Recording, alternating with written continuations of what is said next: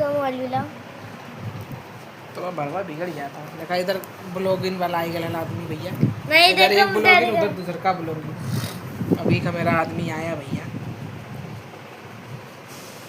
सरवा हमारे घर में ना देखा तो बहुत मोबाइल ले गए यार, हमने पर मना ही हो गई इसे लगा। मम्मी 1 2 3 4 4 होगी। हाँ बज गया 11:20। देखो अब तक हम लोग जग रहे हैं, सब घर गांव में बहुत मज़ा एंजॉय सब कर ले लेंगे। हाँ देखा शिवम, ये 2 हो गया, 3 मोबाइल, चौथा इधर नहीं फोर्ड 1 अपना मोबाइल भी दिखा दो और अपना ये जो पुराना देखो वीडियो बना रहा है, ब्लॉगिंग वीडियो बना रहा है। सोचो इसका ऐसा लड़का गांव में सो गए, ये अभी जग रहा है, 11:30 बज गया, 12 बजने वाला है।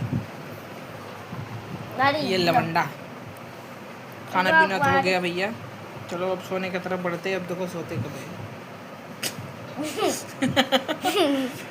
हाँ देख आपको फोटो